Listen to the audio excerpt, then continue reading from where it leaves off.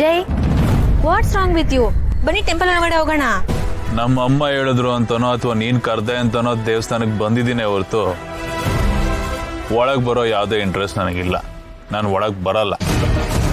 ಆ ದೇವ್ರಿಗೂ ನನಗೂ ಆಗಲ್ಲ. ನೀನು ಹೋಗ್ಬಾ, ನಾನು ಇಲ್ಲೇ ಇರ್ತೀನಿ. ಯಾಕೆ ಜೈ ಹೀಗೆಲ್ಲ ಮಾತಾಡ್ತೀರಾ?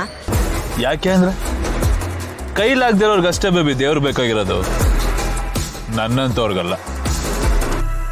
ಈಗ ಒಳಗೆ ಬಂದು ಏನ್ ಮಾಡ್ತೀವಿ ನಾವು? ಪೂಜೆ ಅನ್ನೋ ಹೆಸರಲ್ಲಿ ಪೂಸಿ ಹೊಡಿತೀವಿ, ಬಹುಪರಾಕ್ ಹಾಕ್ತೀವಿ, ದಕ್ಷಿಣೆ ಅನ್ನೋ ಹೆಸರಲ್ಲಿ ಲಂಚ ಕೊಡ್ತೀವಿ.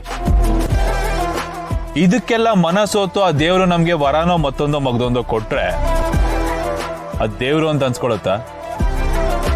ಮನುಷ್ಯರೇ ಆಗ್ಬಿಡುತ್ತೆ. ಆಗ ನಮಗೂ ದೇವ್ರಿಗೂ ಯಾವ ವ್ಯತ್ಯಾಸನೂ ಇರಲ್ಲ. ದೇವ್ರು ನಮ್ ತರ ಚೀಪ್ ಮೆಂಟಾಲಿಟಿ ಅಲ್ಲ ಬೇಬಿ. ದೇವ್ರ ಮನ್ಸು ತುಂಬಾ ದೊಡ್ಡದು, ವಿಶಾಲವಾದದ್ದು. ಲಂಚಕ್ಕೆಲ್ಲ ಬಗ್ಗಲ್ಲ. ನಾವು ಮಾಡೋ ಕರ್ಮದ ಅನುಸಾರವಾಗಿ ನಮಗೆ ಫಲಾಫಲಗಳು ದೊರೆಯುತ್ತದೆ. ದೊರೆಯುತ್ತೆ ಅಂದ್ಮೇಲೆ ದೇವ್ರ ಹತ್ರ ಹೋಗಿ ಏನ್ ಪ್ರಯೋಜನ? ನಮ್ಗೆ ಏನ್ ಬರ್ಬೇಕು ಅದು ಬಂದೇ ಬರುತ್ತೆ ಅಲ್ವಾ?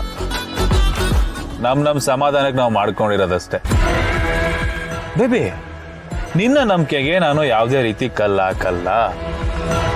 ನೀನ್ ಹೋಗ್ಬಪ್ಪ ಬೇಬಿ. ನನ್ನಂತವ್ರು ಬರ್ಬೇಕಾಗಿರೋದು ಈ ದೇವಸ್ಥಾನಕ್ಕಲ್ಲ ಬೇಬಿ. ಕ್ಲಬ್, ಪಬ್, ಬಾರು, ನಮ್ಗದೇ ದೇವಸ್ಥಾನ.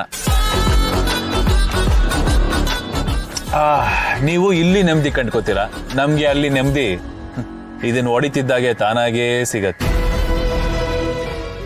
ಇದೊಂಥರ ನಶೆ ಆದ್ರೆ ಅದೊಂಥರ ನಶೆ. ಜೈ, ನನಗೆ ಟೆಂಪಲ್ ಬರ್ಬೇಕನ್ನ ಯಾವ ಇಂಟ್ರೆಸ್ಟು ಇಲ್ಲ. ಅತ್ತೆ ಅಷ್ಟು ಫೋರ್ಸ್ ಮಾಡಿದ್ರಲ್ಲ, ಅದಕ್ಕೆ ಬಂದಿದ್ದೀನಿ. ಸರಿ ಬೇಬಿ, ಇಲ್ಲಿವರೆಗೂ ಬಂದಾಗಿದೆ, ಹೋಗು.